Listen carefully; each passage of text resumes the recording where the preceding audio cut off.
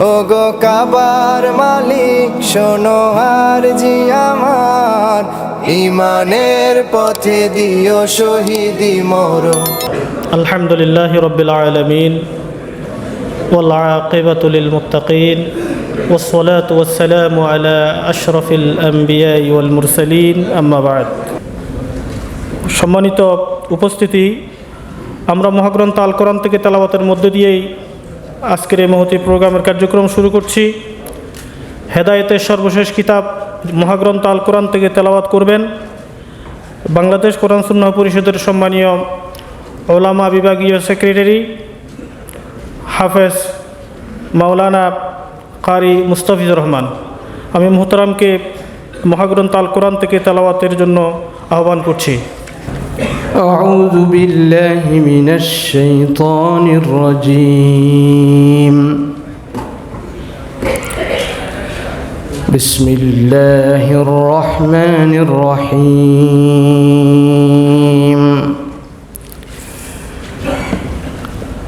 وجاهدوا في الله حق جهاده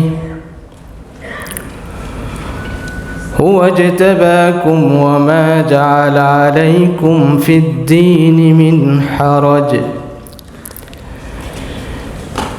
ملة أبيكم إبراهيم هو سماكم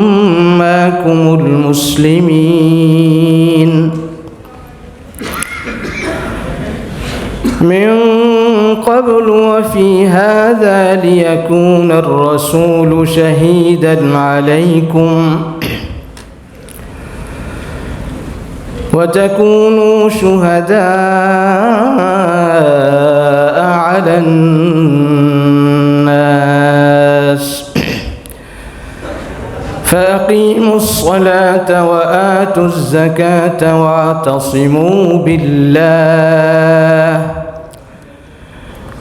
هو مولاكم فنعم المولى ونعم النصير.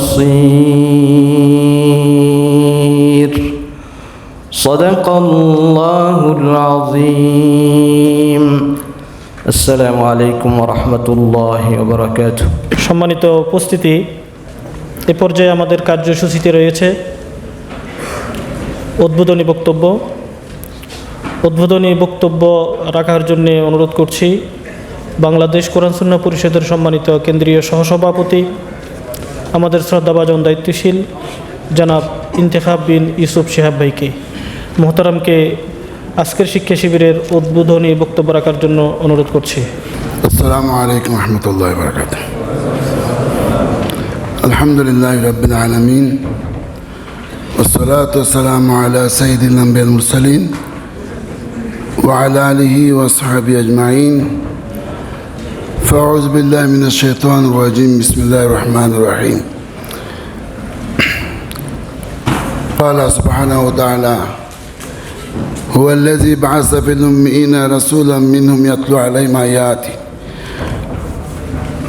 عليهم آياته ويزكيهم ويعلمهم الكتاب والحكمة وإن كانوا من قبل لفي ضلال مبين. সদাকাল্লাহুল মাওলানাল আযীম। তিনি মহান সত্তা, যিনি উম্মীদের মধ্য থেকেই একজনকে রসুল করে পাঠিয়েছেন, যে তাদেরকে তার আয়াত শোনায়, তাদের জীবনকে সজ্জিত ও সুন্দর করে এবং তাদেরকে কিতাব ও হিকমা শিক্ষা দেয়।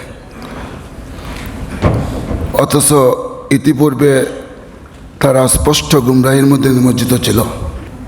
আজকের উপস্থিত সভাপতি এবং কাতারের বিভিন্ন অঞ্চল থেকে আগত বাংলাদেশ কোরআন সুন্নাহ পরিষদের সদস্যবৃন্দ এবং আজকের এই প্রোগ্রামকে বাস্তবায়ন করার জন্য বিভিন্ন বিভাগীয় স্বেচ্ছাসেবক ভাইরা,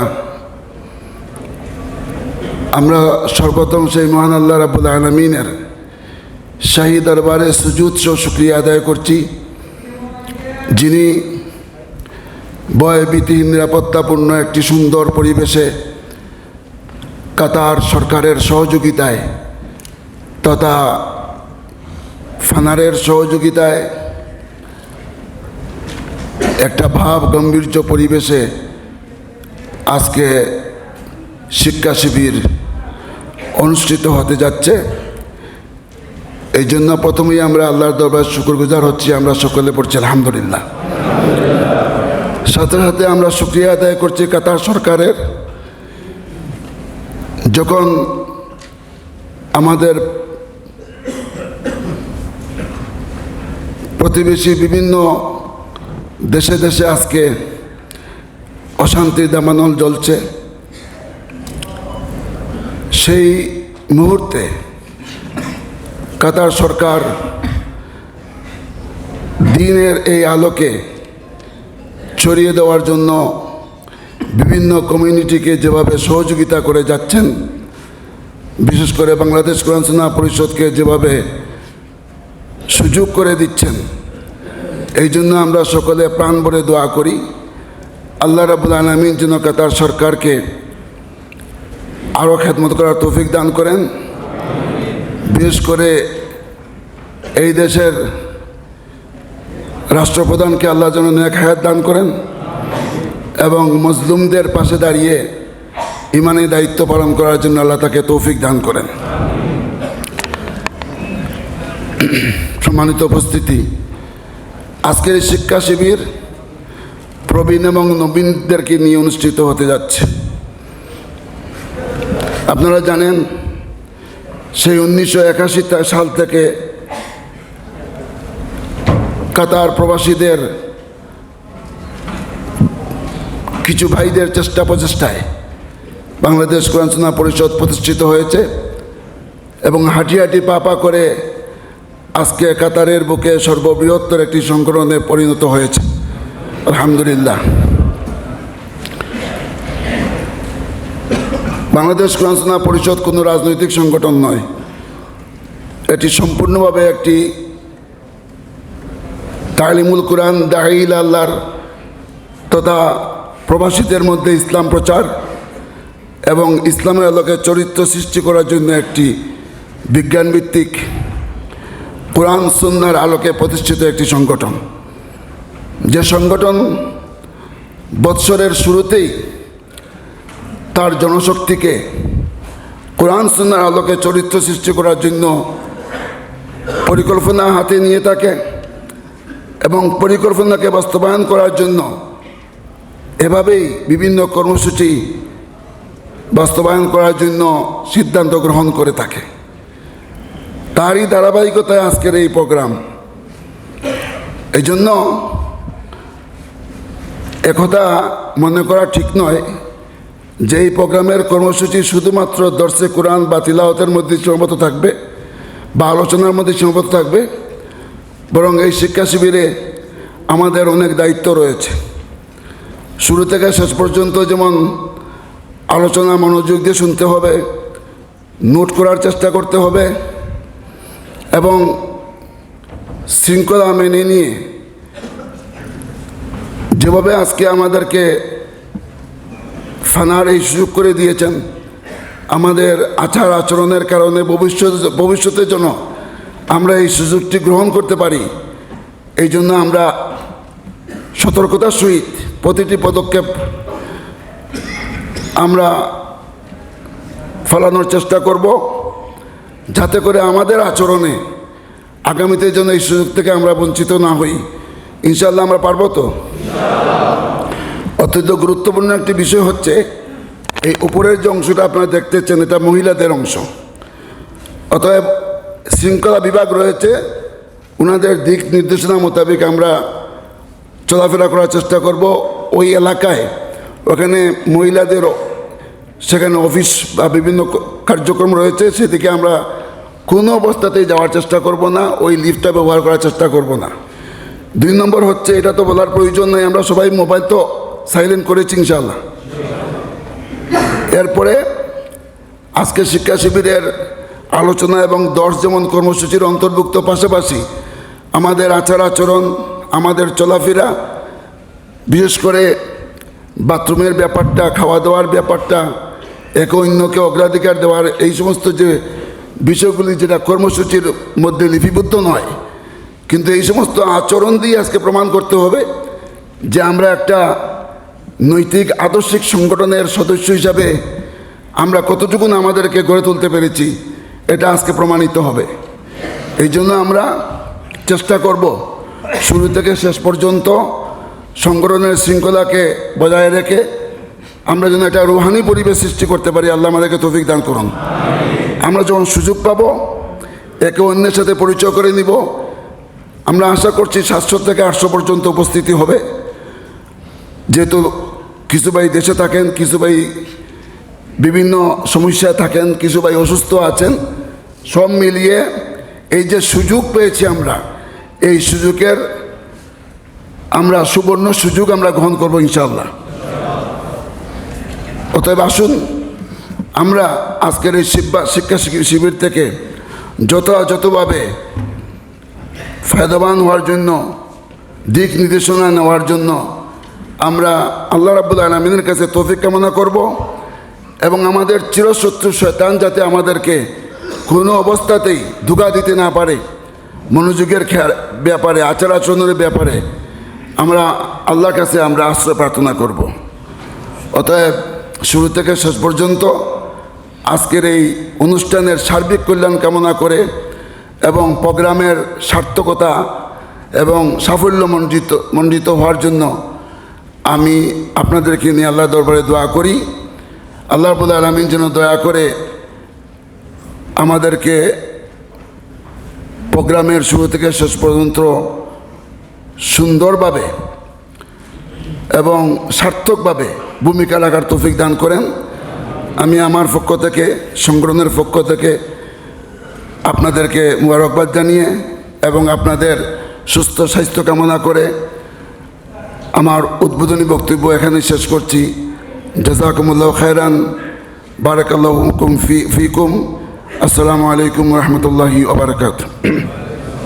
আলহামদুলিল্লাহ, আজকে শিক্ষা শিবিরের উদ্বোধনী বক্তব্য রাখলেন আমাদের সংগঠনের সম্মানিত কেন্দ্রীয় সহসভাপতি জনাব ইন্তেখাব বিন ইউসুফ শিহাব ভাই।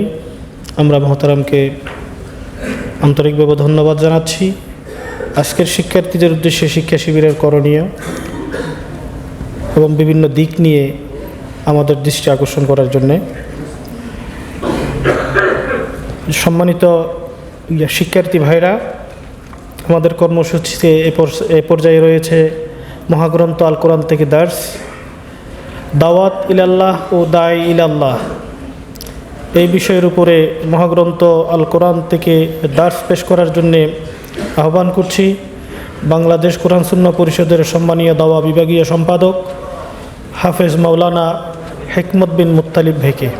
মোহতারামকে এই মহাগ্রন্থ আল কোরআন থেকে আজকের শিক্ষা শিবিরে দার্স পেশ করার জন্য আহ্বান করছি। আসসালামু আলাইকুম ওয়া রাহমাতুল্লাহি ওয়া বারাকাতুহু। আউযু বিল্লাহি মিনাশ শাইতানির রাজীম। বিসমিল্লাহির রাহমানির রাহিম। ومن أحسن قولا ممن دعا إلى الله وعمل صالحا وقال إنني من المسلمين।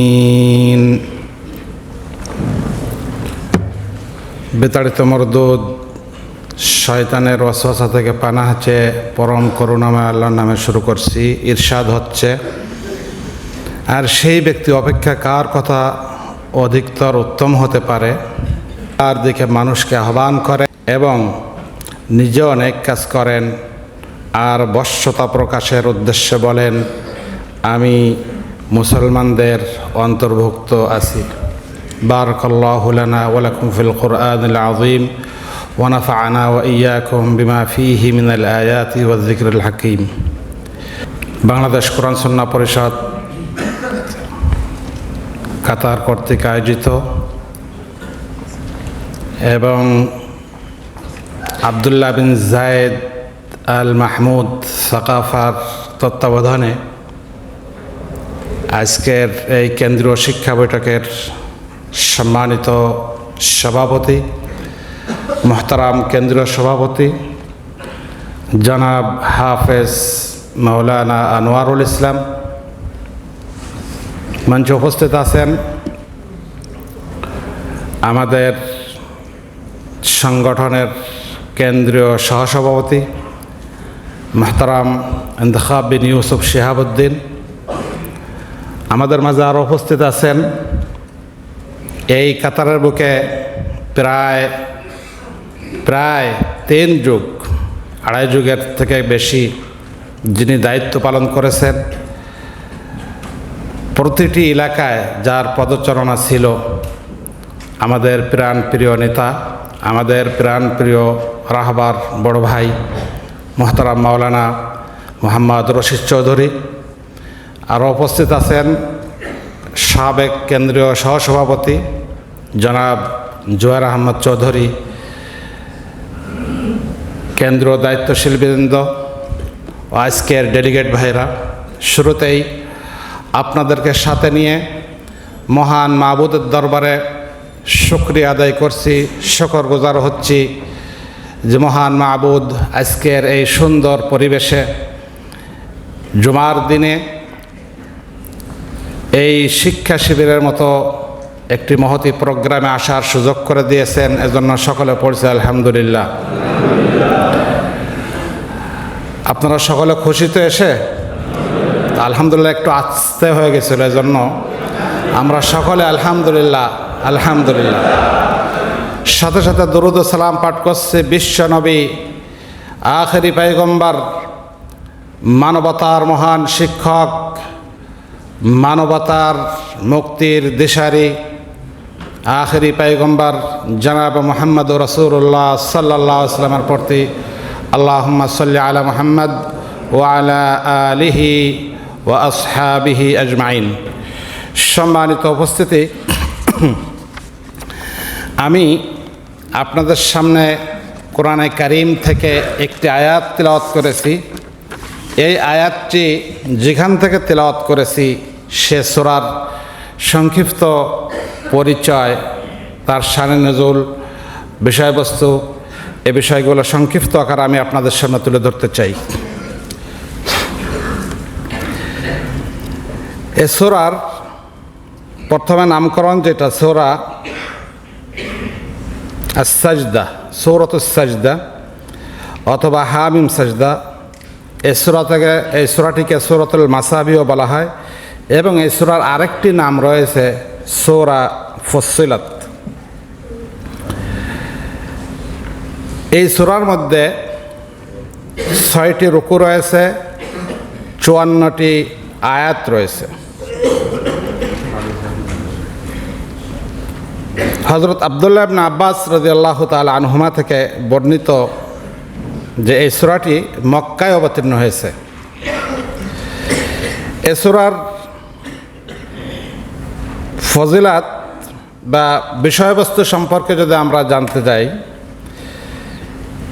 আগের যে সূরাটি রয়েছে সূরা মুমিন অথবা সূরা গাফির যেটাই বলি আমরা, এই সূরার সাথে কিছু সংশ্লিষ্টতা রয়েছে।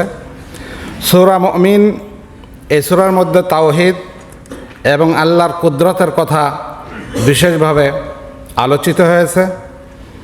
আর এই সূরা ফুসসিলাতের মধ্যে বিশেষ করে রিসালাত সম্পর্কে, পরকাল জীবন সম্পর্কে আলোচনা করা হয়েছে। আমি যে আয়াতটি তিলাওয়াত করেছি আপনাদের সামনে, এই আয়াতটি মারুফ, সকলের কাছে পরিচয়। এখানে আমরা যারা আছি আমার মনে হয় সকলে আয়াত জানি, ঠিক কিনা? জানি না? জানি। এই আয়াতের শানে নজুল রয়েছে সংক্ষিপ্ত আকারে আমি আপনাদের সামনে তুলে ধরতে চাই।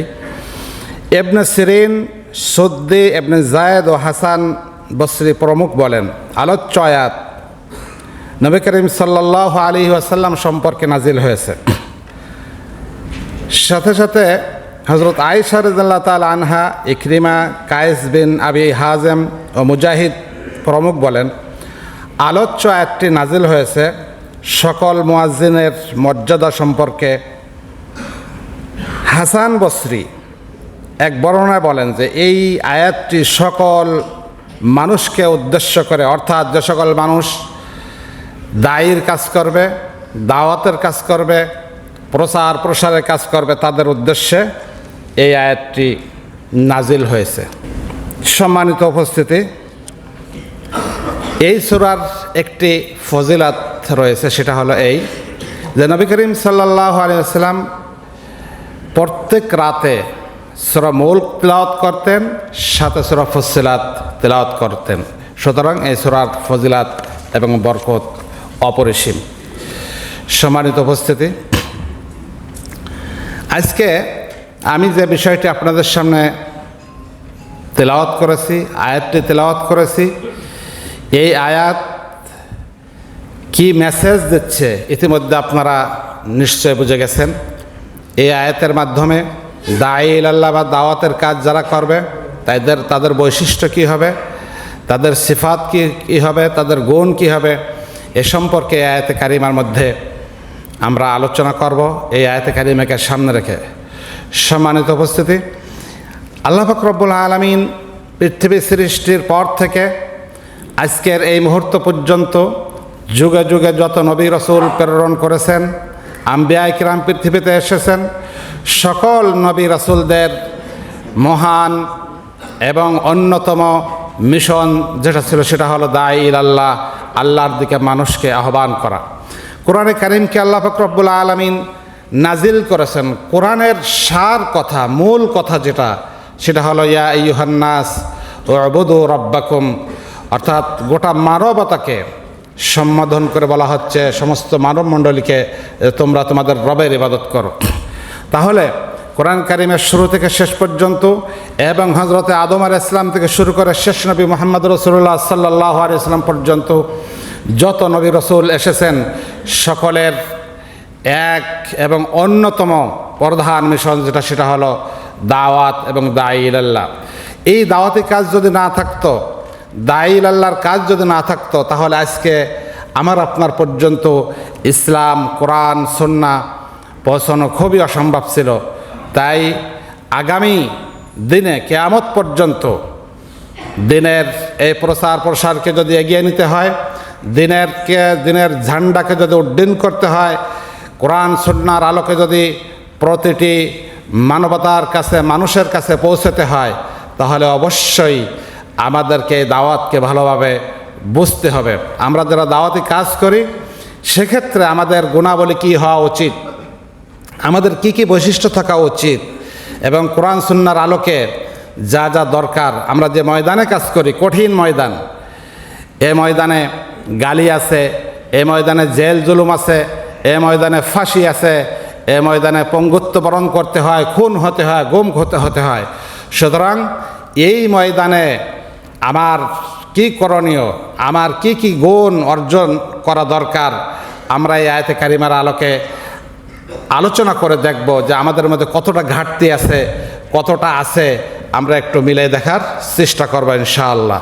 আল্লাহ পাক রব্বুল আলামিনের কাছে তৌফিক কামনা করছি এবং আপনাদের কাছে দোয়া চাচ্ছি, আল্লাহ পাক রব্বুল আলামিন যেন আমাকে এই আলোচনাটা শেষ পর্যন্ত সুন্দরভাবে পেশ করার তৌফিক দান করেন এবং আমরা যারা শুনব, আমরা যেন সুন্দরভাবে, ভালোভাবে, একাগ্রতার সাথে শুনতে পারি এবং আমল করতে পারি। আল্লাহ যেন তৌফিক দান করেন।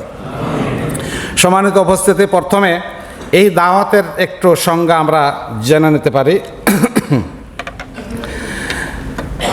দাওয়াত আরবি শব্দ, যার মাজদার বা ক্রিয়ামূল, দাওয়াত শব্দটি মাজদার বা ক্রিয়ামূল, যার অর্থ হলো ডাকা। এই ডাকার আরেকটি শব্দ আছে, প্রতিশব্দ, আন-নিদা বা আহ্বান করা। যেমন আল্লাহ পাক রব্বুল আলামিন কোরআনে কারীমের মধ্যে বলেন, ইয়াওমা ইয়াদউকুম ফাতাস্তাজিবুনা বিহামদিহি, তিনি তোমাদেরকে আহ্বান করবেন, অতঃপর তোমরা তার প্রশংসা করতে করতে চলে আসবে। বনি ইসরাইল 52 নম্বর আয়াত। আল্লাহ পাক রব্বুল আলামিন এই দাওয়াত সম্পর্কে আরও বলেন, উজিবু দাওয়াতাদ দাঈ ইযা দাআন, যখন আমাকে ডাকা হয় তখন আমি তার ডাকে সাড়া দেই। বাকারা 186। এই দাওয়াতের আবিধানিক অর্থ কি? আবিধানিক অর্থ বলতে গিয়ে অনেক ইমামরা বলছেন, তো আমি এখানে একটা দুটি কোট করার চেষ্টা করবো ইনশাআল্লাহ। ইমাম ইবনে তাইমিয়া রহমতুল্লাহ আলাইহি তিনি বলেন, আদ-দাওয়াতু ইলাল্লাহি হিয়া আদ-দাওয়াতু ইলাল ঈমানি বিহি ওয়া মা জাআত বিহি রুসুলুহু বিতাসদীকিহিম ফীমা আখবারু বিহি ওয়া তাআতিহিম ফীমা উমিরু। তিনি বলেন, আল্লাহর প্রতি তার রাসূলগণ যা নিয়ে এসেছেন তার প্রতি বিশ্বাস স্থাপন, তারা যেসব বিষয়ে সংবাদ দিয়েছেন, যেসব সত্য বলে সংবাদ দিয়েছেন সেসব সত্য বলে স্বীকার করা, এবং যেসব তারা আদেশ দিয়েছেন সেসব বিষয়ে তাদের আনুগত্য করার দিকে আহ্বান জানানো। এই হলো পারিভাষিক অর্থে দাওয়াত। সম্মানিত উপস্থিতি, আল্লাহর পথে দাওয়াত দেওয়ার গুরুত্বটা কি? এই দাওয়াত দেওয়ার ফজিলাতটা কি, গুরুত্ব কি? ফজিলত সম্পর্কে আলোচনা করতে গেলেই প্রথমেই আমি যে আয়াতটি তিলাওয়াত দিয়ে শুরু করছি আলোচনা, সে আয়াতটি আবার বলতে হয়, সেটা হলো ওয়ামান আহসানু কাওলাম মিম্মান দাআ ইলাল্লাহ ওয়া আমিলা সালিহা ওয়া ক্বালা ইন্নানি মিনাল মুসলিমিন ওয়ালা তাস্তাউল হাসানাতু ওয়ালাস সাইয়্যাহ ইদফা বিল্লাতি হিয়া আহসান ফাইযা আল্লাযী বাইনাকা ওয়া বাইনাহু আদাওয়াতুন কাআন্নাহু ওয়ালিয়্যুন হামীম। ওই ব্যক্তির কথার চেয়ে কার কথা উত্তম হতে পারে যে আল্লাহর পথে দাওয়াত দেয়, সৎকর্ম করে এবং বলে যে নিশ্চয়ই আমি মুসলমানদের অন্তর্ভুক্ত। সৎকর্ম অসৎকর্ম কখনো সমান নয়। যদি প্রত্যুত্তরে নম্রভাবে দাও, দেখবে তোমরা শত্রুরাও অন্তরঙ্গ বন্ধুরূপে পরিণত হয়ে গেছে। হামিম সেজদা 33-34। এই ফজিলত এবং গুরুত্ব সম্পর্কে একটি হাদিস আমি আপনাদের সামনে তুলে ধরতে চাই।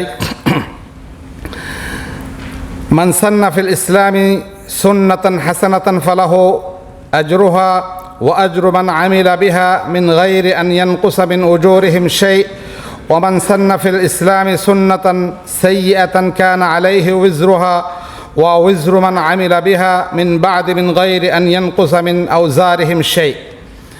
হাদিসটি মিশকাত এবং বুখারীতে এসেছে।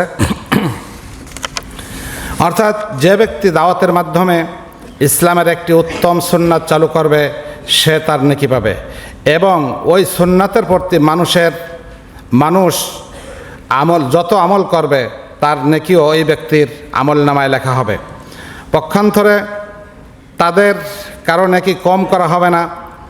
যে ব্যক্তি ইসলামে কোনো মন্দ আমল চালু করবে সেজন্য তার পাপ রয়েছে, আর ওই মন্দ আমল করে যত লোক যে পরিমাণ পাপ অর্জন করবে তার সমপরিমাণ পাপ তার আমল নামায় লেখা হবে, তবে তাদের কারো পাপ এতটুকু কম করা হবে না। সম্মানিত উপস্থিতি, ডেলিগেট ভাইরা, এই দাওয়াতের ফজিলাত সম্পর্কে কোরআন এবং হাদিসে অসংখ্য আয়াত রয়েছে, আপনারা জেনে নিতে পারবেন ইনশাআল্লাহ কোরআন সুন্নাহ স্টাডি করলে।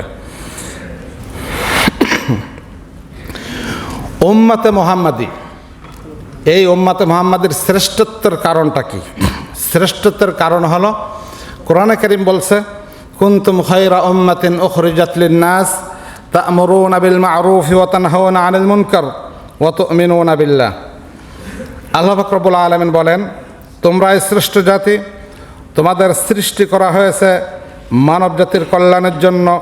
তোমরা সৎ কাজের আদেশ করবে ও অন্যায় কাজে নিষেধ করবে এবং আল্লাহর উপর ঈমান আনবে। আল ইমরান 110 নম্বর আয়াত। আলোচ্য আয়াতে শ্রেষ্ঠ জাতি, শ্রেষ্ঠ গুণ হিসেবে আমর বিল মা'রুফ নাহি আনিল মুনকার, অর্থাৎ সৎ কাজের আদেশ এবং অসৎ কাজের নিষেধ করার কথা উল্লেখ করা হয়েছে।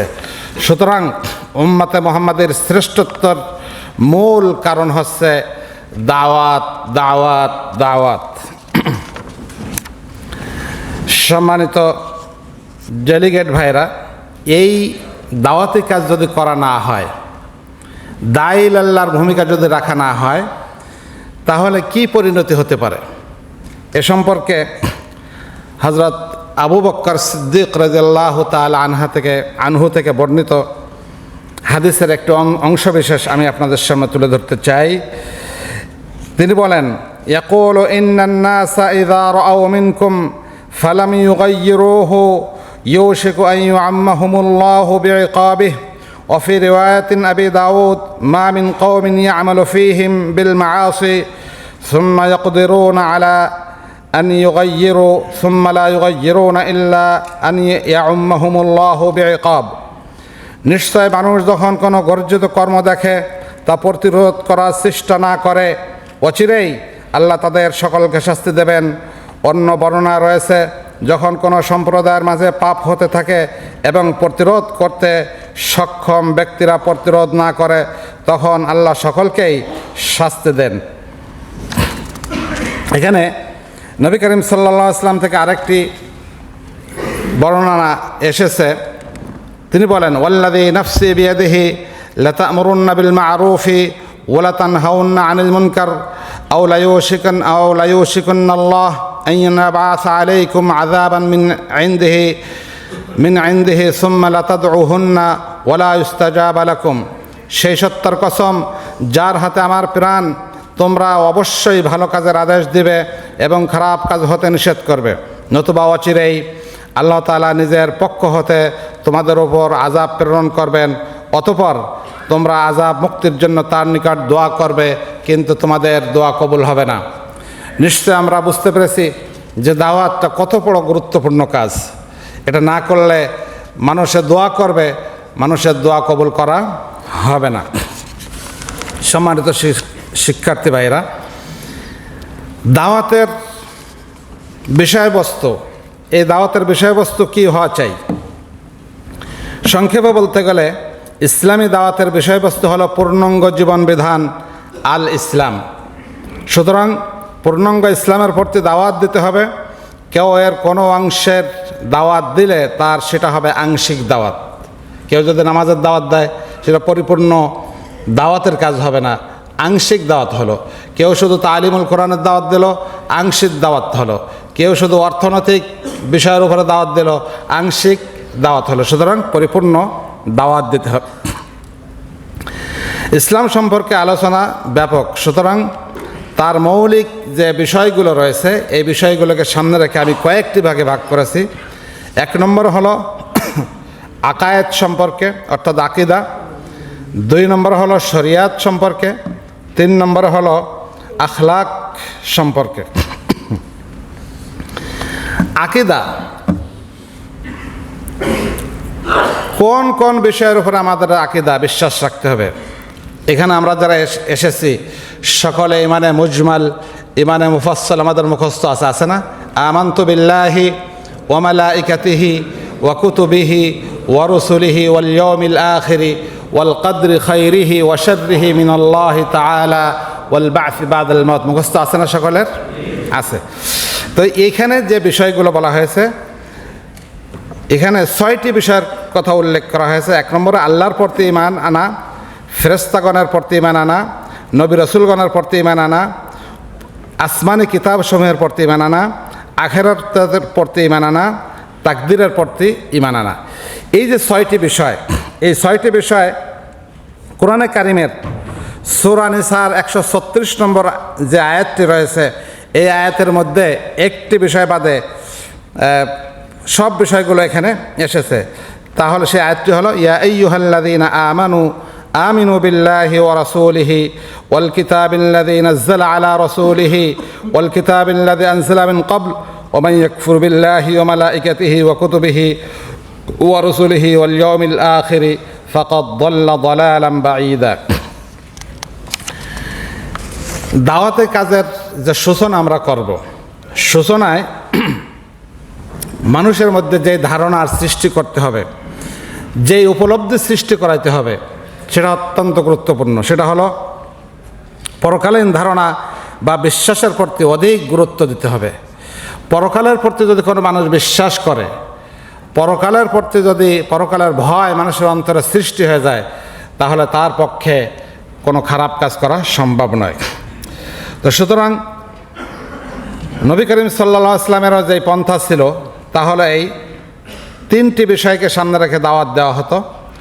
একটা হলো শিরক মুক্ত তাওহীদ, রিসালাত মুহাম্মাদি এবং আখিরাত, অর্থাৎ তাওহীদ, রিসালাত, আখিরাত, এই দাওয়াতগুলোই প্রথমে দেওয়া হতো মানুষকে।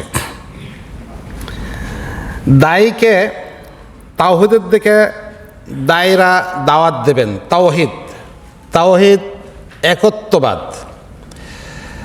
তাওহীদ কয় প্রকার আমরা জানি সকলে? তাওহীদ 3 প্রকার: তাওহীদ উলুহিয়ত, রুবুবিয়ত, আসমা ও সিফাত। তো যে বিষয়গুলো সামনে রাখতে হবে, দাসত্ব কেবল হবে আল্লাহর, আনুগত্য কেবল আল্লাহর হতে হবে, উপাসনাও আল্লাহর হতে হবে, ভয় করতে হবে। কাকে ভয় করতে হবে? আল্লাহকে। আল্লাহকে ভয় করতে হবে। যা কিছু পাওয়ার সেটাও আল্লাহর কাছে পাওয়ার আশা করতে হবে। আনুগত্য আল্লাহর হতে হবে, অনুসরণ কেবলমাত্র আল্লাহর বিধানের হতে হবে। সম্মানিত শিক্ষার্থী ভাইয়েরা, এ পর্যায়ে এই যে দাওয়াতের কিছু বিন্যাস, শ্রেণী বিন্যাস রয়েছে, আমি কিছু কিছু পয়েন্ট আপনাদের সামনে তুলে ধরতে চাই।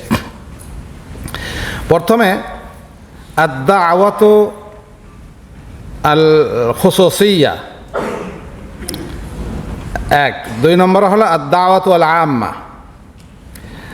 দাওয়াত খুসুসিয়া অর্থাৎ খাস দাওয়াত বা নির্দিষ্ট কোনো ব্যক্তিকে টার্গেট করে দাওয়াত দেওয়া। পরস্পরের আলাপ আলোচনার মাধ্যমে হতে পারে, আলাপ আলোচনা, কথোপকথন ইত্যাদির মাধ্যমে হতে পারে। এতে গোটা জনসমষ্টিকে সম্বোধন করতে হয় না। অনেক সময় এটা কোনো পূর্ব পরিকল্পনা ছাড়াই হতে পারে। যেমন আমরা বাজারে গেছি, কারোর সাথে দেখা হলো, সেক্ষেত্রে দাওয়াত দেওয়া হয়। হোটেলে খানা খেতে গেছে, সেখানে দাওয়াত, কথা বলতে গিয়ে দাওয়াতি কাজ করা যেতে পারে। কোথাও সফরে যাচ্ছি, সেখানে যেতে গিয়ে দাওয়াতি কাজ হতে পারে।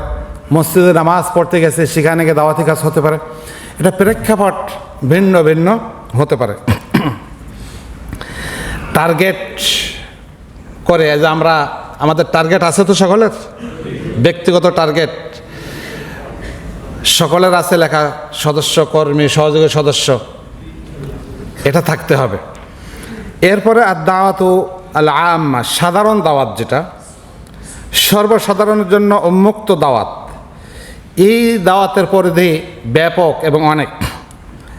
এটা হলো সাধারণত ওয়াজ নসিহতের মাধ্যমে হতে পারে, বক্তৃতার মাধ্যমে হতে পারে, লেখালেখির মাধ্যমে হতে পারে, রেডিও টিভির মাধ্যমে, এবং এখন বর্তমান যুগে সবচেয়ে জনপ্রিয় সোশ্যাল মিডিয়া, ফেসবুক, ইনস্টাগ্রাম, তারপরে আরও যা যা আছে, এই বিষয়গুলো দাওয়াতের মাধ্যম হতে পারে। এই দুটির আলোকে উদ্যোগগত দিক দিয়ে আমি আরও দুটি ভাগ করেছি: আদ-দাওয়াতু ফারদিয়া, আদ-দাওয়াতু আল ইজতিমাইয়া। ব্যক্তিগত দাওয়াত এবং সমষ্টিগত দাওয়াত। ব্যক্তিগত দাওয়াত তো বললাম যে ব্যক্তিগত দাওয়াত ওঠা বসা চলাফেরা যখন যেখানে যেভাবে থাকবো আমরা এ দাওয়াতগুলো দিয়ে যেতে হবে। সমষ্টিগত দাওয়াত সমিতি, সংস্থা বা সংগঠন কর্তৃক আল্লাহর রাস্তায় দাওয়াত দেয়া, যাকে জামাতি দাওয়াতও বলা হয়। যে সংস্থা বা সংগঠন নির্দিষ্ট কিছু লক্ষ্য, পরিকল্পনা, বিবিধ কর্মসূচির মাধ্যমে কাজ করে, সে সকল কর্মসূচি সাধারণ জনগোষ্ঠীকে উদ্দেশ্য করেও হতে পারে। যেমন জাতীয় রাজনৈতিক সংগঠন, আন্তর্জাতিক সংস্থা ইত্যাদি ইত্যাদির মাধ্যমে সমষ্টিগতভাবে হতে পারে। যেমন এই যে আজকে আমরা যেখানে আছি, আবদুল্লাহ বিন জায়েদ আল মাহমুদ সাকাফি যে একটা সংস্থা, অথবা কাতার আল খায়রিয়া, অথবা রাবেতা আল ইসলামী, এই যে যে সংস্থাগুলো আছে, এগুলোর মাধ্যমে দাওয়াতি কাজ হতে পারে। কোনো সংস্থার মাধ্যমে, কোনো সংগঠনের মাধ্যমে, সমিতির মাধ্যমে হতে পারে দাওয়াতি কাজ। তো সুতরাং এই দাওয়াতি কাজ ব্যক্তিগতভাবে, সমষ্টিগতভাবে, সকল অবস্থায় কোনো মানুষ, কোনো মুসলমান দাওয়াতি কাজের বাহিরে থাকার কোনো সুযোগ নাই। সমষ্টিগত সংগঠিত দাওয়াত সম্পর্কে ইসলামের বিধান কি? কোরআনে কারীম বলছে ওয়ালতাকুম মিনকুম উম্মাহ ইয়াদউনা ইলাল খায়র ওয়া ইয়া'মুরুনা বিল মা'রুফ ওয়া ইয়ানহাউনা আনিল মুনকার ওয়া উলাইকা হুমুল মুফলিহুন। তোমাদের মাঝে এমন একটি দল থাকা জরুরি যারা কল্যাণের দিকে আহ্বান করবে এবং সৎ কাজের আদেশ দেবে এবং অসৎ কাজের নিষেধ করবে। সূরা আল ইমরান 104 নম্বর আয়াত।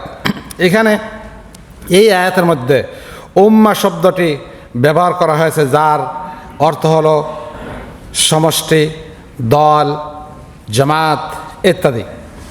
কোরআন কারীমের মধ্যে আল্লাহ পাক রব্বুল আলামিন এই সূরাতে আরও বলেন কুনতুম খায়রা উম্মাতিন উখরিজাত লিন-নাস তা'মুরুনা বিল মা'রুফ ওয়া তানহাউনা আনিল মুনকার ওয়া তু'মিনুনা বিল্লাহ। তোমরাই শ্রেষ্ঠ উম্মত, শ্রেষ্ঠ জাতি, মানব জাতির কল্যাণের জন্য তোমাদেরকে সৃষ্টি করা হয়েছে। তোমরা সৎ কাজের আদেশ করবে, অসৎ কাজ থেকে লোকদেরকে বিরত করবে এবং আল্লাহর প্রতি বিশ্বাস স্থাপন করবে। আল ইমরান 110। এই আয়াতের মধ্যে উম্মাত শব্দটি এসেছে। সুতরাং দলবদ্ধভাবে, জামাতবদ্ধভাবে একত্রিত হয়ে দাওয়াতি কাজ করা আমাদের উপরে কর্তব্য। সম্মানিত দায়িত্বশীল ভাইরা, সূরা ইয়াসিন, সূরা ইয়াসিনের মধ্যে আসহাবুল করিয়ার একটি আলোচনা এসেছে। সেখানে একটা জনপল্লী আছে। সেই জনপল্লীর জন্য নির্ধারণ করা হয়েছিল দাওয়াতি কাজের জন্য। আল্লাহ পাক রব্বুল আলামিন সেখানে 2 জন দায়ীকে পাঠান। অতঃপর তাদের সাহায্যের জন্য আরেকজন ব্যক্তিকে সেখানে সেই জনপদের মানুষকে হিদায়াতের জন্য, তাদের কাছে দ্বীনের দাওয়াত পৌঁছানোর জন্য আল্লাহ পাক রব্বুল আলামিন সংঘবদ্ধ দাওয়াতের জন্য তাদেরকে সেখানে পাঠান। সংঘবদ্ধ দাওয়াত সম্পর্কে নবী করিম সাল্লাল্লাহু আলাইহি ওয়াসাল্লাম থেকে এসেছে, বক্তব্য এসেছে, জামাতবদ্ধ হওয়া তোমাদের উপর ওয়াজিব এবং বিচ্ছিন্ন হওয়া থেকে দূরে থাকা দরকার। যে জামাত থেকে বিচ্ছিন্ন হয়ে গেল সে জাহেলিয়াতের অবস্থা মৃত্যুবরণ করল। অতএব জামাত থেকে বিচ্ছিন্ন থাকাকে ইসলাম গ্রহণ করার পূর্বের অবস্থায় ফিরে যাওয়ার অবস্থার শামিল। সুতরাং দাওয়াতি কাজ করতে হলে জামাতবদ্ধ থাকা অত্যন্ত জরুরি। সম্মানিত শিক্ষার্থী ভাইরা, দাওয়াত আমরা যারা দেই, আমরা যারা দাওয়াত দেব, এই দাওয়াতি ময়দানে আসি, কঠিন ময়দান। আপনারা জানেন, বিশেষ করে আপনার প্রাণ প্রিয় দেশ বাংলাদেশ, যেই দেশ নিয়ে আমরা স্বপ্ন দেখি, যেই দেশ আমরা যখন সফর করি, দেশে আকাশে প্লেন থাকা অবস্থায় ল্যান্ড করে না, মনে হয় যে এখনই লাফাই পড়ি। ভালোবাসা কতটা! ঠিক বললাম না বেঠিক বললাম? যেই দেশ নিয়ে আমরা স্বপ্ন দেখি, সেই দেশের হাজারো সমস্যা, চুরি, ডাকাতি, খুন, রাহাজানি, এমন কোনো অপরাধ নেই যেখানে সংগঠিত হয় না। এই সমাজকে পরিবর্তন করতে হলে আমাকে আপনাকে আগে পরিবর্তন হতে হবে। আমরা চাই তো পরিবর্তন হতে, ওই সমাজকে আমরা পরিবর্তন করব ইনশাআল্লাহ, এবং আমাকেও পরিবর্তন হতে হবে। তো দেখি কোরআন সুন্নাহর আলোকে কি কি গড়মিল আছে আমাদের। দাওয়াত দানকারীর পরিচয় এবং গুণাবলী সম্পর্কে আমি বলবো। যিনি দাওয়াত দেন, আরবি ভাষায় তাকে বিভিন্ন নামে অভিহিত করা হয়, যথা দায়ী বা আহ্বায়ক, মুবাল্লিগ বা প্রচারক, মুর্শিদ বা প্রদর্শক, ওয়াইজ বা নসিহতকারী, হেদায়েত বা হাদি বা হেদায়েত দানকারী ইত্যাদি নামে অভিহিত করা হয়। বিভিন্ন দেশে বিভিন্ন নামে অভিহিত করে থাকে দায়ীদের পরিচয়। আমাদের দেশে মাওলানা বলে, কোনো জায়গায় শেখ, কোনো জায়গায় মুর্শিদ। যে নামেই ডাকা হোক না কেন, এদের মূল কাজ কি? দাঈ ইলাল্লাহ, আল্লাহর দিকে আহ্বান করা। দাওয়াত দানকারীর গুণাবলী।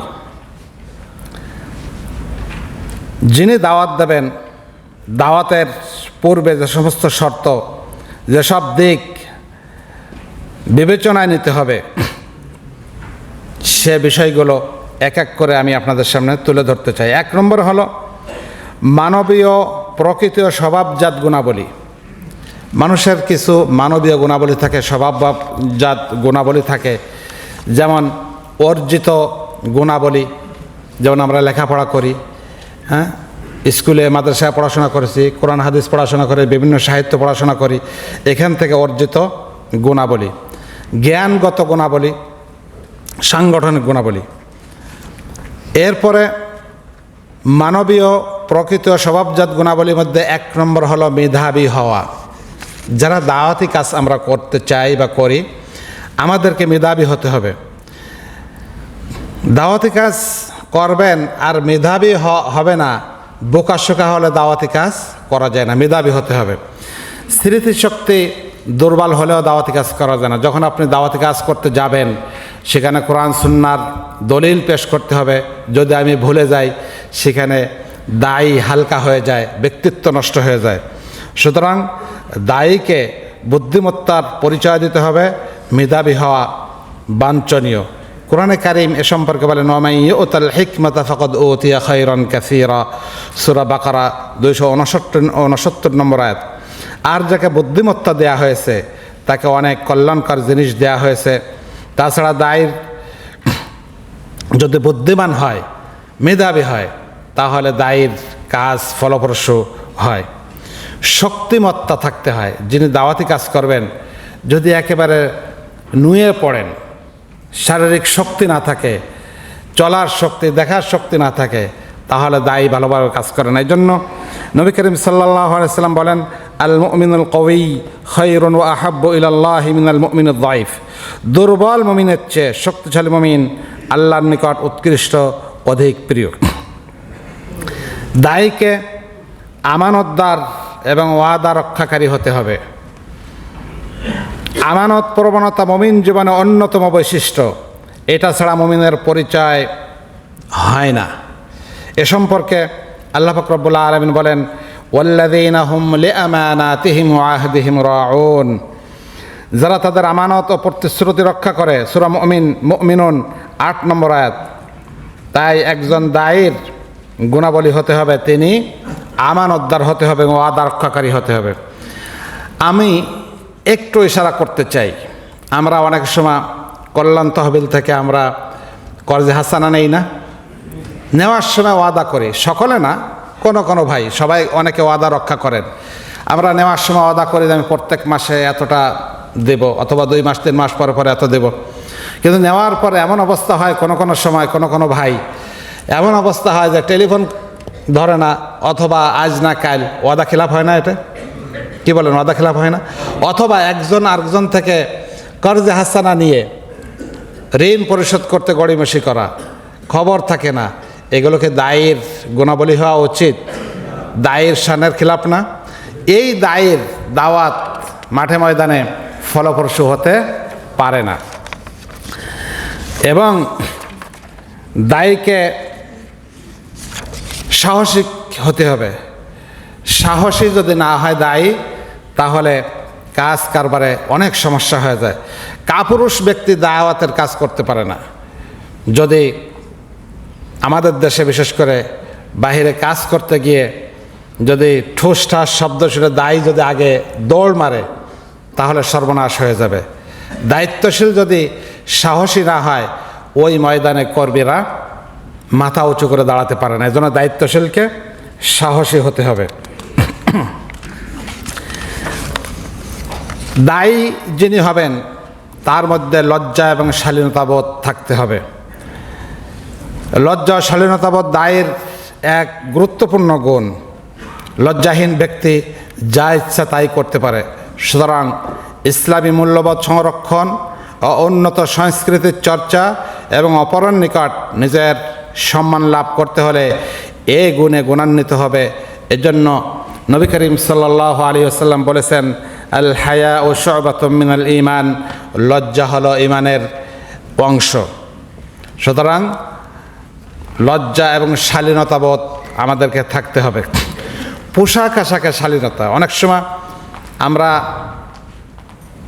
পোশাক সুন্দরের কথা বলছি না, আমি শালীনতা থাকতে হবে। পোশাক এমনভাবে আমরা পোশাক অনেক সময় পরি, এমন টাইট ফিট, দেখতে একটু খারাপই মনে হয়, কি বলেন, ঠিক না? এজন্য শালীনতাপূর্ণ পোশাক দায়ীকে পড়তে হবে। যে পোশাকই পরেন, পুরনো হোক সমস্যা নাই, কিন্তু শালীনতাপূর্ণ পোশাক দায়ীকে পড়তে হবে।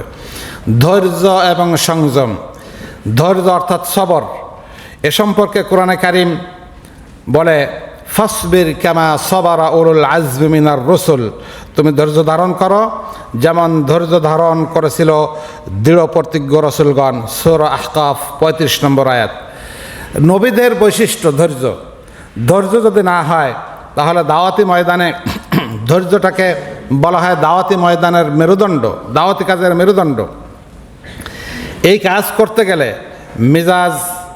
মিজাজের বিভিন্ন মিজাজের লোক আমার আপনার সামনে পড়বে, তাদের সাথে যদি মিশতে হয় সেখানে ঠাট্টা বিদ্রুপ করবে, গালি দেবে এবং কাঙ্ক্ষিত ফল নাও আসতে পারে, কষ্ট করতে হতে পারে।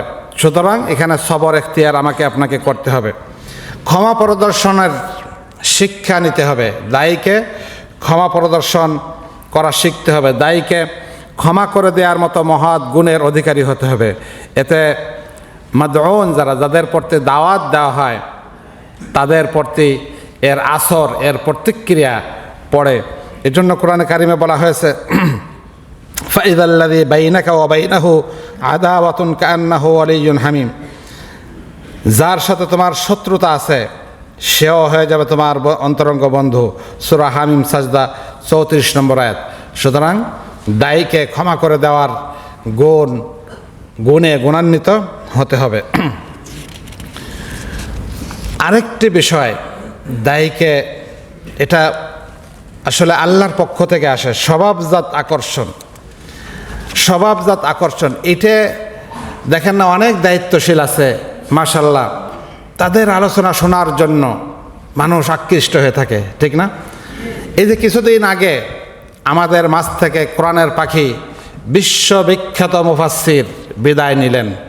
আল্লাহ পাক রব্বুল আলামিন তাকে এবং তার পূর্বে আমাদের যে সমস্ত রাহবাররা চলে গেছেন, সুবহানাল্লাহ, আল্লাহ তাদেরকে জান্নাতের উচ্চ মাকাম দান করুন। এই যে কোরআনের পাখি বিশ্ববিখ্যাত মুফাসসির, তিনি যেখানে যেতেন মৌমাছির মতো লোকেরা আকৃষ্ট হতো। এটা সাধারণ কোনো বিষয় না। এজন্য চেষ্টা করতে হবে কোরআন সুন্নাহ থেকে দায়িত্বশীলদেরকে দেখে, সালফে সালেহদের দেখে এই স্বভাবজাত আকর্ষণ, মানুষ যাতে আকর্ষিত হয় আমার প্রতি। অনেকে কোরআন তাফসির করে যাচ্ছে, লোকেরা খেয়াল করছে না, কিন্তু কেউ ময়দানে আসলেই লোকেরা মৌমাছির মতো ঝাঁপিয়ে পড়ে। দাওয়াতি ময়দানে আমরা যদি এই স্বভাবজাত আকর্ষণ সৃষ্টি করতে পারি তাহলে সোনায় সোহাগা, এটা আমাদের জন্য অত্যন্ত জরুরি। দায়ীকে সিদক হতে হবে, সত্যবাদী হতে হবে। একটি হাদিস আমি আপনাদের সামনে তুলে ধরতে চাই, সেটা হলো এই, আলাইকুম বিসসিদকি ফাইন্নাস সিদকা ইয়াহদি ইলাল বির ওয়া ইন্নাল বিররা ইয়াহদি ইলাল জান্নাহ ওয়া মা ইয়াজালু আর-রাজুলু ইয়াসদিকু ওয়া ইয়াতাহাররা সিদক হাত্তা ইয়াকতুবা ইনদাল্লাহি সিদ্দীকা ওয়া ইয়্যাকুম ওয়াল কিযব ফাইন্নাল কিযবা ইয়াহদি ইলাল ফুজুর ওয়া ইন্নাল ফুজুরা ইয়াহদি ইলান নার ওয়া মা ইয়াজালু আর-রাজুলু ইয়াকযিবু ওয়া ইয়াতাহাররাল কাযিব হাত্তা ইয়াকতুবা ইনদাল্লাহি কাযযাবা। সত্য কথা বলা তোমাদের উপরে কর্তব্য, কেননা সত্যবাদিতা মানুষকে নেক কাজের পথ উন্মুক্ত করে, আর নেক কাজ মানুষকে জান্নাতে প্রবেশ করায়। কোনো ব্যক্তি যখন সত্য কথা বলতে থাকে এবং সত্য কথা বলার চেষ্টা অব্যাহত রাখে, তখন এভাবে একসময় আল্লাহর নিকট সে সত্যবাদী বলে লিখিত হয়ে যায়। আর তোমরা মিথ্যা কথা বলা থেকে বিরত থাকবে, কেননা মিথ্যা পাপ কাজের পথ দেখায়, আর পাপ কাজ দোজকের দিকে নিয়ে যায়। আর কোনো ব্যক্তি যখন মিথ্যা বলতে থাকে এবং মিথ্যা বলার প্রচেষ্টা অব্যাহত রাখে, তখন এক সময় সে আল্লাহর নিকট মিথ্যাবাদী হিসেবে লিপিবদ্ধ হয়। সুতরাং মিথ্যা কথা বলা শুধু একটি কবিরা গুনাহ বা পাপ নয়, বরং আরও অনেক পাপের জন্মদাতা। অন্য হাদিসে এসেছে, সত্য মানুষকে জান্নাত দেয় আর মিথ্যা মানুষকে ধ্বংস করে দেয়, নাজাত দেয়, এবং মিথ্যা মানুষকে কি করে? ধ্বংস করে দেয়। দায়ীকে সত্যবাদিতার সাথে সাথে আরেকটি কাজ যেটা করতে হবে, যেটা আমরা কম বেশি করি, সেটা হলো মেহমানদারি করতে হবে। এটা নবী রাসূলদের সুন্নাত। ইব্রাহিম আলাইহিস সালাম একবার ওনার কাছে মালাইকারা এসেছেন। তো উনি মনে করছে মানুষ এসেছে, এটা মনে করে উনি খাসি ভুনা করে নিয়ে গেছেন। পরে জানতে পারছেন যে মালাইকারা এসেছেন। নবী করিম সাল্লাল্লাহু আলাইহি সাল্লাম মেহমানদারি করতেন।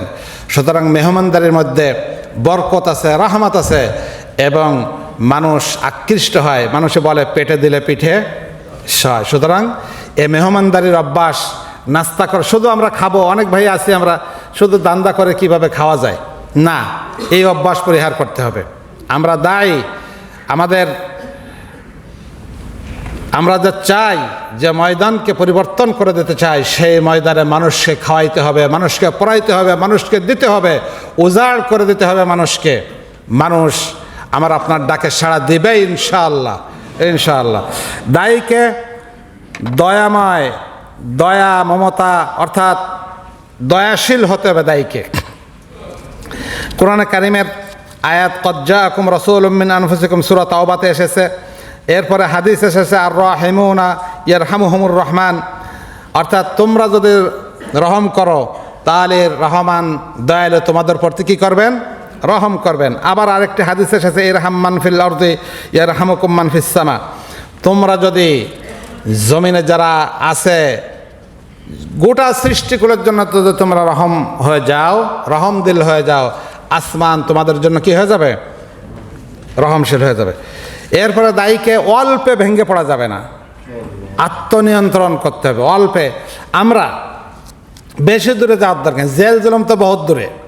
এই কাতারে আমরা যারা আছি, একটু চাকরির সমস্যা হলে, বেতন নাই 1 মাস, অথবা কাজ বন্ধ হয়ে গেছে, অথবা আরও অনেক অনেক সমস্যা। এই সমস্যার কারণ কি হয়েছে? প্রোগ্রামে আসে না, কি হয়েছে? রিপোর্ট রাখে না, কি হয়েছে? জামাতে নামাজ মিস হয়ে যাচ্ছে, নাউজুবিল্লাহ মিন যালিক। এটা দায়ীর চরিত্র হতে পারে এরকমের সকল অবস্থায়। এই যে নূহ আলাইহিস সালাম দাওয়াত দিয়েছেন, দিনে রাতে, তারপরে গোপনে প্রকাশ্যে সকল অবস্থায় দাওয়াত দিয়েছেন। ইউসুফ আলাইহিস সালাম জেলের মধ্যে গিয়ে দাওয়াতি কাজ করেন নাই? করেছেন। এমনকি এই যুগে ইউসুফ আলাইহিস সালামের উত্তরসূরিরা দাওয়াতি ময়দানে যারা কাজ করছেন, বাংলাদেশের ময়দানে জেলখানায় গিয়েও জেলখানাগুলো এক একটি দাওয়াতের ময়দান তারা বানিয়ে নিয়েছেন। জেলখানা গিয়েও দাওয়াতি কাজ করেছেন। সেখানে অসংখ্য মানুষ জেলে গিয়ে, এখানেও আছেন, আমাদের জানা আছে, জেলখানার থেকে দাওয়াত পেয়েছেন, ঠিক না? সুতরাং দায়ীকে অল্পে ভেঙে পড়লে চলবে না। একটু কষ্ট হলেই বাস সব কিছু বন্ধ, এরকম করা যাবে? যাবে না। আল্লাহ যেন আমাদের উপরে রহম করেন। দৃঢ় ইচ্ছা শক্তি থাকতে হবে, দৃঢ় মনোবল থাকতে হবে। আল ইরাদাতুল কওয়ি, অর্থাৎ দৃঢ় শক্তি, মনোবল সেরকমের থাকতে হবে। কোরআন হাদিসের দলিল এখানে রয়েছে। দায়ীকে শুভাকাঙ্ক্ষী হতে হবে, কল্যাণকামী হতে হবে। কল্যাণকামী যদি না হই, একজন আরেকজনের সুখে দুঃখে সকল অবস্থায় কল্যাণকামী হতে হবে দায়ীকে। এরপরে আসিফাতুল আকলিয়া, বুদ্ধি ও জ্ঞানগত দিক। বুদ্ধির জগতে দায়ীকে প্রাধান্য বিস্তার করতে হবে। দায়ীকে যে কোনো বিষয় সহজেই অনুধাবন করার ক্ষমতা অর্জন করতে হবে। সাধারণ মানুষ যা বুঝতে অনেক সময় নেয় এবং বুঝতে পারে না, সেখানে দায়ীকে ওই বিষয়ের গভীরে গিয়ে এর মূল রহস্য উদ্ঘাটন করতে হবে। লালিমাহুল্লাযীনা ইস্তামবিতুনাহু মিনহুম, ওদের মধ্যে যারা ওই ঘটনার অন্তর্নিহিত বিষয় উদ্ঘাটন করবে তারা অবশ্যই তা জানবে। সূরা নিসা 83 নম্বর আয়াত। দায়ীকে বৈচিত্র্যময়, এই যে পৃথিবী নানান রঙের মানুষ আছে, সাদা কালো, বিভিন্ন ধরনের বিভিন্ন ভাষার মানুষ, বৈচিত্র্যময় মানুষ, বিভিন্ন রুচির মানুষ রয়েছে। এ সম্পর্কে দায়ীকে জ্ঞান অর্জন করতে হবে। তাদের মনস্তাত্ত্বিক অবস্থা, তাদের অর্থনৈতিক অবস্থা, সামাজিক, ভৌগোলিক, রাজনৈতিক সকল অবস্থা সম্পর্কে দায়ীকে মোটামুটি, সবার মান একরকমের না, প্রত্যেকের মান অনুযায়ী মোটামুটি একটা ধারণা ওয়াকেফাল হতে হবে। দাওয়া সম্পর্কে কি? দাওয়াতের বিষয়বস্তু কি হতে হবে? দাওয়াতের ইতিহাস, দাওয়াতের পদ্ধতি, কৌশল, বিরুদ্ধবাদীদের মোকাবেলায় কী ধরনের কর্মসূচি নেওয়া উচিত, সমকালীন প্রসঙ্গ ইত্যাদি বিষয়ে দায়ীকে যিনি দাওয়াত দেবেন তাকে এগুলো রপ্ত করতে হবে, অর্জন করতে হবে। এই জন্যই মাঝে মধ্যে আমার আপনার প্রিয় সংগঠন, আমাদের দায়িত্বশীলরা কর্মসূচি গ্রহণ করে, শিক্ষা বৈঠক, শিক্ষা শিবির, বিভিন্ন রকমের কর্মসূচি গ্রহণ করে। এই কর্মসূচিতে সকলে আমরা উপস্থিত হই তো? এই কর্মসূচি বাদ দেওয়া যাবে না, সকল কর্মসূচি থাকতে হবে। এরপরে দায়ীকে জ্ঞানের জগতে প্রাধান্য বিস্তার করতে হবে। আমাদের দ্বিতীয় দফা কর্মসূচি জাহিলিয়াতের যাবতীয় চ্যালেঞ্জের মোকাবেলায় ইসলামের শ্রেষ্ঠত্ব প্রমাণ করার যোগ্যতা সম্পন্ন দায়ী হিসেবে নিজেকে প্রতিষ্ঠিত করতে হবে। কি বলেন? এই মুখস্থ আছে দ্বিতীয় দফা কর্মসূচি। প্রথম দফা এগুলো মুখস্থ রাখতে হবে। সুতরাং জ্ঞানের জগতে আমাকে আপনাকে প্রাধান্য বিস্তার করতে হবে। দায়িত্ব সচেতন হতে হবে দায়ীকে, তা না হলে এখানে আপনি বরকত পাবেন না। কেন্দ্র থেকে মেসেজ দেয়া হয়েছে যে আগামী এত তারিখে এই প্রোগ্রাম। মেসেজ দেওয়ার পরও ভাইদেরকে দায়িত্বশীলদের টেলিফোন করতে হয়, খবর নিতে হয়, ভাই খবর পাইছেন নাকি, খবর পৌঁছাইছেন নাকি, এই কাজটা করছেন নাকি, এরকম করা লাগে না আমাদের? এটা হলো আমাদের অবহেলা, অলসতা। আল্লাহ যদি আমাদেরকে রক্ষা করেন। এরপরে শৃঙ্খলা, দায়ীকে শৃঙ্খলাবোধ, দায়ের মধ্যে শৃঙ্খলাবোধ থাকতে হবে। কোরবানির মানসিকতা, ত্যাগী হতে হবে দায়িত্বশীলকে। অনেকে আমরা আছি, আমাদের জামার ভাঁজ ভাঙ্গে না, এমন হয় না? সংগঠনে কাজকর্ম আসলে দূরে দূরে থাকে যাতে জামার ভাঁজ না ভাঙ্গে। আমি বুঝাতে পারছি বিষয়টা? ক্ষমা করবেন। এরকম দায়ীকে ত্যাগী হতে হবে। সকল অবস্থায় আমরা সকলে দায়ী, ত্যাগী হতে হবে। এরপরে আল্লাহর প্রতি অগাধ ভালোবাসা, বিশ্বাস থাকতে হবে দায়ীকে। বিনয় হতে হবে, বিনয়, আত্মসম্মানবোধ থাকতে হবে দায়ীকে। সংগ্রামী চেতনা, দায়ের মধ্যে কি থাকতে হবে? সংগ্রামী চেতনা থাকতে হবে। ভারসাম্যপূর্ণ জীবনযাপন দায়ীকে করতে হবে। এবং যে কোনো কাজ করতে গেলে পারস্পরিক পরামর্শের ভিত্তিতে দায়ীকে কাজ করতে হবে। ওয়াল্লাযীনা ইসতাজাবু লিরাব্বিহিম ওয়া আকামুস সালাতা ওয়া আমরুহুম শুরা বাইনাহুম ওয়া মিম্মা রাযাকনাহুম ইউনফিকুন। সূরা 38 নম্বর আয়াত। সুতরাং দায়ের অনেক গুণের কথা কোরআন এবং সুন্নাহর মধ্যে আলোচনা করা হয়েছে। এই আলোচনাগুলোকে সামনে রেখে আমাদের নিজেদেরকে প্রশ্ন রাখতে হবে। আমি আমাকে প্রশ্ন করতে হবে যে আমি একজন দায়ী হিসেবে, আমি একজন আল্লাহর বান্দা হিসেবে, নবীর উম্মত হিসেবে যে ময়দানে কাজ করার জন্য আমি শপথবদ্ধ হয়েছি, যে ময়দানে কাজ করার জন্য আমার জীবনকে কোরবানি করার ওয়াদা করেছি, ইন্না সলাতি ওয়া নুসুকি ওয়া মাহইয়ায়া ওয়া মামাতি লিল্লাহি রাব্বিল আলামিন। এই আয়াত সকলে জানি তো? আমরা সকলে জানি। এই আয়াত আমরা পড়ছি না, শপথ করছি না? তো এই শপথের আলোকে, শপথের আয়নায় আমাকে পেশ করতে হবে আমি একজন দায়ী হিসেবে মাঠে ময়দানে আমার কি করা উচিত, আমার মধ্যে কি কি গুণ থাকা দরকার ছিল, আমার কতটুকুন দায়িত্ব পালন করা দরকার ছিল এবং কতটুকুন করছি, এবং যা করছি এর মাধ্যমে কি জান্নাতে যাওয়া সম্ভব, আল্লাহর কাছে মুক্তি পাওয়া সম্ভব, এই প্রশ্ন আমাকে আপনাকে রাখতে হবে। সর্বোপরি দায়ীকে যত কাজ, এই কাজের বিনিময়ে কে দেবেন?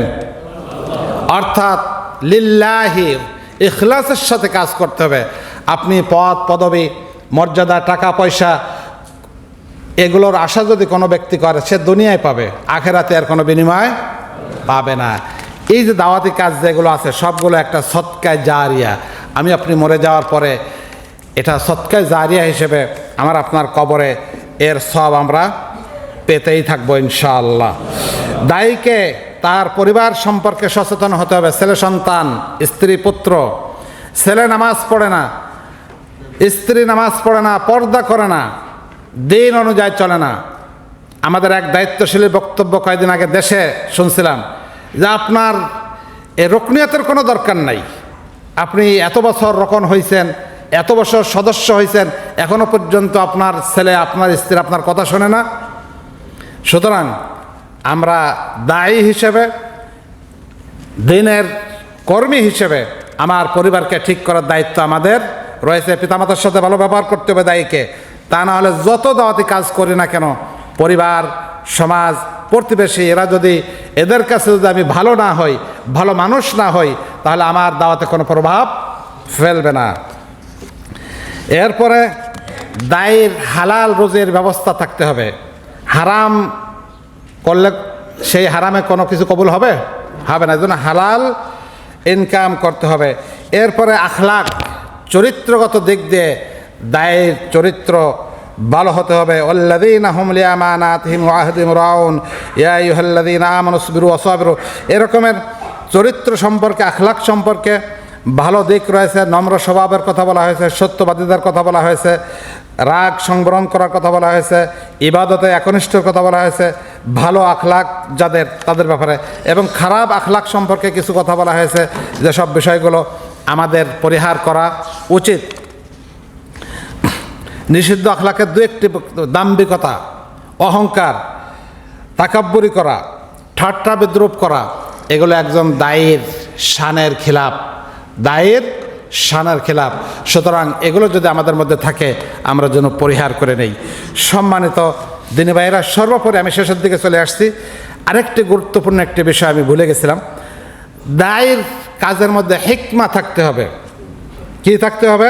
হিকমা। এটা হলো আরবি শব্দ, মূল ধাতুগত দিক দিয়ে এর বিভিন্ন অর্থ রয়েছে।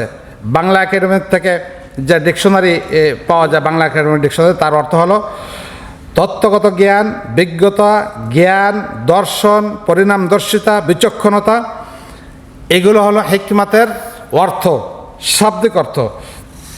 সুতরাং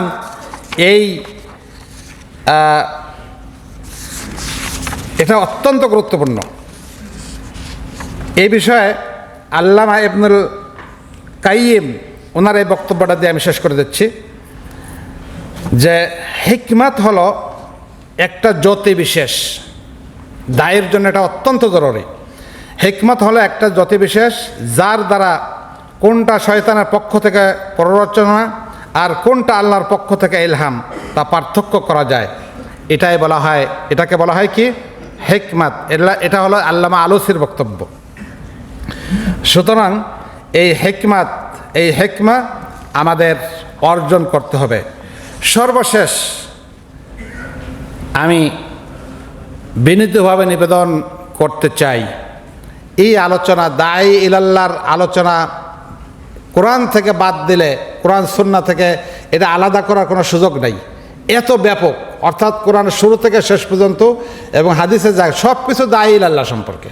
আল্লাহর দিকে ডাকা, আল্লাহর দিকে ডাকো, কল্যাণের দিকে ডাকো, ভালোর দিকে ডাকো, জান্নাতের দিকে ডাকো, কোরআন সুন্নাহর দিকে ডাকো। সুতরাং এই বিষয়টা অত্যন্ত গুরুত্বপূর্ণ। আমরা বেশি বেশি অধ্যয়ন করতে হবে। আমি একটি জিনিস বলছিলাম যে জ্ঞানের ক্ষেত্রে, আজকে জ্ঞানের ক্ষেত্রে আমাদের দৈন্যতা। আমরা কতটুকু অধ্যয়ন করি, কোরআন হাদিস অধ্যয়ন করি ঠিকই, কিন্তু অনেক সময় দেখা যায় যে আমরা জিজ্ঞাসা করলে বলতে পারি না, কি পড়ছি মনে নাই, কোন কিতাব থেকে, কোন বই থেকে পড়ছি, বইয়ের নামও পর্যন্ত আমরা জানি না। সুতরাং জ্ঞানের ক্ষেত্রে আমাদের যে সংগঠন যে সিলেবাস দিয়েছে, অধ্যয়ন, তেলাওয়াত, এ বিষয়ের প্রতি আপনাদের দৃষ্টি আকর্ষণ করছি। আপনারা অবশ্যই সচেতন হবেন ইনশাআল্লাহ। শিক্ষণীয় বিষয়, দায়ী ইলাল্লাহ যারা, তাদের আমলে সালেহ করতে হবে। দায়ী ইলাল্লাহর কি কি থাকা জরুরি, কি কি বিষয় যে আলোচনা করলাম, এর মধ্যে শিক্ষণীয় বিষয় যেগুলো, সেগুলো আমি আপনাদের সামনে একটু তুলে ধরতে চাই। তাকে নেক আমল করতে হবে। আমল ঠিক না থাকলে দাওয়াতে প্রভাব থাকে না। যে জিনিসের দাওয়াত দেওয়া হবে সেই জিনিসের প্রতিচ্ছবি হতে হবে নিজের, অর্থাৎ আমি যা বলবো সেটা যেন আমি করি। বন্ধু, সমাজ, আত্মীয়জনের নিকট উচ্চ এবং পবিত্র চরিত্রের ব্যক্তি বলে স্বীকৃত হতে হবে।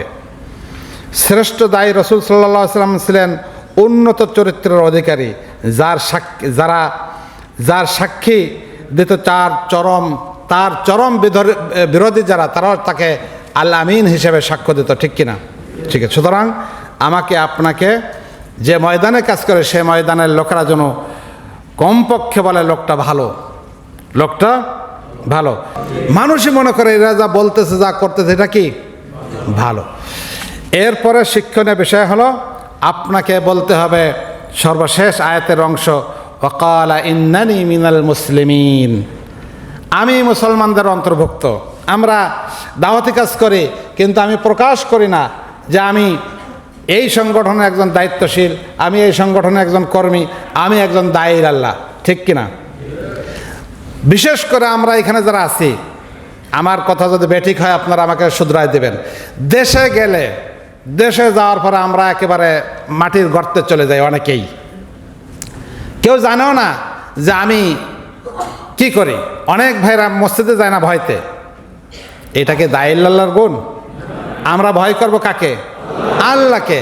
সুতরাং দায়ীর আল্লাহ একথা স্বীকার করবে, ইন্নানি মিনাল মুসলিমিন, আমি মুসলমানদের অন্তর্ভুক্ত, আমি দায়ীর আল্লাহর একজন কর্মী, আমি দিন ইসলামকে প্রতিষ্ঠিত করার জন্য আমার জীবনকে উৎসর্গ করেছি, একথা অকপট স্বীকার করতে হবে, বলতে হবে।